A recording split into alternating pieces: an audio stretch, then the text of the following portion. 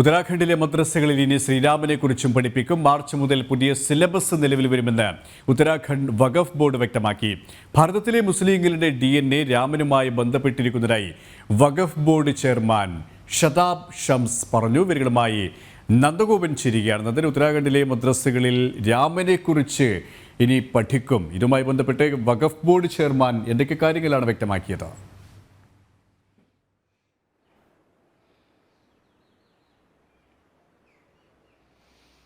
സുരേഷ്, ഉത്തരേന്ത്യയിലെ അല്ലെങ്കിൽ ഹിന്ദി ഹൃദയ ഭൂമിയിലെ മുസ്ലിം മതപഠന കേന്ദ്രങ്ങൾ, ഇത്തരം മുസ്ലിം മതപഠന കേന്ദ്രങ്ങൾ ഇപ്പോൾ ഒരു പരിവർത്തനത്തിന്റെ പാതയിലാണ്. ഇപ്പോൾ ഏറ്റവും ഒടുവിലായി ഉത്തരാഖണ്ഡിലെ വഖഫ് ബോർഡാണ് നിലപാട് വ്യക്തമാക്കിക്കൊണ്ട് രംഗത്തെത്തിയിരിക്കുന്നത്.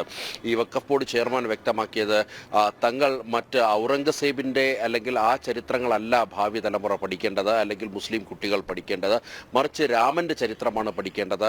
തങ്ങൾ മുഗളരോ അല്ലെങ്കിൽ മറ്റ് ഇറാനികളോ മറ്റ് വംശജരല്ല, മറിച്ച് ഭാരതീയരാണ്, ഭാരതീയ മുസ്ലിങ്ങളാണ് എന്നുള്ള കാര്യമാണ് അദ്ദേഹം വ്യക്തമാക്കിയത്.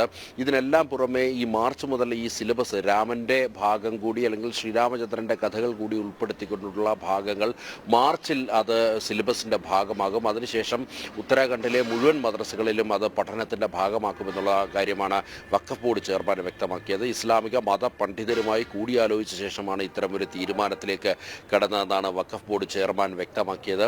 മാത്രമല്ല, ഇത്തരമൊരു തീരുമാനം കൈക്കൊണ്ടതിൽ പ്രതിപക്ഷത്തിന്റെ ഭാഗത്തുനിന്നും സ്വാഭാവികമായും അത്തരം എതിർപ്പുകളൊക്കെ തന്നെ ഉണ്ടാകും. എന്നാൽ അത്തരം എതിർപ്പുകളൊന്നും തന്നെ മുഖവിലേക്ക് എടുക്കുന്നില്ല. മറിച്ച് ഇതുമായി ബന്ധപ്പെട്ട് കൂടുതൽ തലങ്ങളിലേക്ക് അല്ലെങ്കിൽ മദ്രസകളുടെ ആധുനികവൽക്കരണം തന്നെയാണ് തങ്ങളുടെ ലക്ഷ്യമെന്നും വഖഫ് ബോർഡ് വ്യക്തമാക്കുന്നു. അതിന്റെ ഭാഗമായി NCERT ടെക്സ്റ്റുകളും പഠിപ്പിക്കുവാൻ വേണ്ടിയുള്ള നിർദ്ദേശം നൽകിയിട്ടുണ്ടെന്നും വഖഫ് ബോർഡ് വ്യക്തമാക്കി. നമുക്കറിയാം, അസ്സാമിൽ ഇതേപോലെ സമാനമായ ആയിരക്കണക്കിന് മദ്രസകളിൽ ഇംഗ്ലീഷ് പഠനം കൊണ്ടുവരുന്ന സ്ഥിതിവിശേഷം ഉണ്ടായിരുന്നു. അവിടെയും വഖഫ് ബോർഡാണ് അതിന് മുൻകൈയെടുത്തത്. മാത്രമല്ല, അവിടെയും സമാനമായ രീതിയിൽ NCERT ടെക്സ്റ്റുകൾ കൂടി പഠിപ്പിക്കുവാൻ വേണ്ടിയുള്ള നിർദ്ദേശം നൽകിയിട്ടുണ്ട്. മാത്രമല്ല, മദ്രസകളുടെ ആധുനികവൽക്കരണത്തിന് ഏതാണ്ട് 500 കോടി രൂപയിലധികമാണ് അസം സർക്കാർ നീക്കിവെച്ചത്. ഉത്തർപ്രദേശിലും സമാനമായ സ്ഥിതിവിശേഷം. അവിടുത്തെ മദ്രസകളും ഇതേപോലെ തന്നെ ഒരു പരിവർത്തനത്തിന്റെ പാതയിലേക്ക് എത്തിക്കൊണ്ടിരിക്കുന്നു. അങ്ങനെ ഹിന്ദി ഹൃദയഭൂമിയിലെ വഖഫ് ബോർഡുകളെല്ലാം അതേപോലെ തന്നെ മദ്രസകളെല്ലാം തന്നെ ഇത്തരത്തിൽ ഭാരതീയമായ ചരിത്രങ്ങളും അതേപോലെ തന്നെ ഭാരതത്തിന്റെ കാഴ്ചപ്പാടുകളും മറ്റും പഠിപ്പിക്കുവാൻ വേണ്ടി ഒരുങ്ങുന്നു. വലിയൊരു മാറ്റത്തിന്റെ പാത ഉത്തരേന്ത്യയിൽ നിന്ന് തുറന്നു നൽകുന്നു എന്നുള്ളതാണ് ഏറ്റവും വലിയ സത്യം. സുരേഷ്, നന്ദൻ പറഞ്ഞതുപോലെ തന്നെ രാമനെക്കുറിച്ച് പഠിക്കാനുള്ള ഒരു സിലബസ്, അത്തരത്തിലുള്ളൊരു തീരുമാനം തന്നെയാണ് വഖഫ് ബോർഡ് സ്വീകരിച്ചത്. ഇത് മാതൃകാപരമെന്ന് തന്നെയാണ് പൊതുവെയുള്ള വിലയിരുത്തൽ. കാരണം ഈ അയോധ്യയിലെ രാമക്ഷേത്ര നിർമ്മാണവുമായി ബന്ധപ്പെട്ട് പ്രതിപക്ഷവും മറ്റ് വിധ്വംസക ശക്തികളും പ്രചരിപ്പിച്ച നുണക്കഥകളൊക്കെയും പൊളിഞ്ഞു വീഴുകയും വലിയ സ്വീകാര്യത അവിടുത്തെ മറ്റ് മതസ്ഥർ ഈ രാമക്ഷേത്രവുമായി ബന്ധപ്പെട്ട് നൽകുകയും ചെയ്തത് നമ്മൾ കണ്ടതാണ്. വളരെ ഗൗരവത്തോടെ ഭാരതം അത് വിലയിരുത്തിയതുമാണ്. ഈ ഒരു ഘട്ടത്തിൽ ഈ ഒരു പുതിയ തീരുമാനം പരക്കെ ശ്ലാഘനീയമാണ്, സ്വാഗതം ചെയ്യപ്പെടുന്ന ഒരു തീരുമാനം തന്നെയാണ്. അത്തരത്തിൽ തന്നെയാണ് പ്രതികരണങ്ങളും വന്നുകൊണ്ടിരിക്കുന്നത്, അല്ലേ?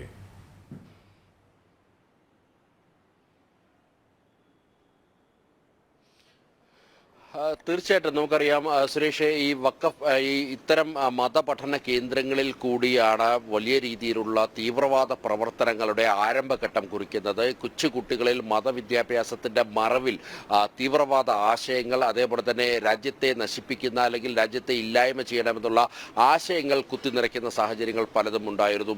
നമുക്കറിയാം, ഉത്തർപ്രദേശിലെ മദ്രസകളിലേക്ക് വിദേശ സഹായം പലതും ഒഴുകിയെത്തി അത് കൃത്യമായി അന്വേഷിച്ച് കണ്ടെത്തിയ സാഹചര്യം ഉണ്ടായിരുന്നു.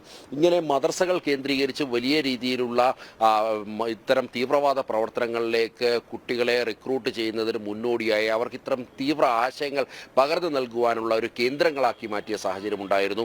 അതിൽ നിന്നുമൊക്കെ തന്നെ വിഭിന്നമായ അല്ലെങ്കിൽ ആ പാത വിട്ട് ഇപ്പോൾ സത്യത്തിൻ്റെയും അതേപോലെ തന്നെ ധർമ്മത്തിൻ്റെയും പാത വരുന്ന കുട്ടികളിൽ ധാർമ്മിക ബോധം ഉണ്ടാകണമെന്നാണ് വഖഫ് ബോർഡ് ചെയർമാൻ, ഉത്തരാഖണ്ഡ് വഖഫ് ബോർഡ് ചെയർമാൻ വ്യക്തമാക്കിയത്. ആ ധാർമ്മിക ബോധം ഉണ്ടാകണമെങ്കിൽ സ്വാഭാവികമായും ഭാരതത്തിൻ്റെ യുഗപുരുഷന്മാരെ കുറിച്ചുള്ള പഠനം അനിവാര്യമാണ്.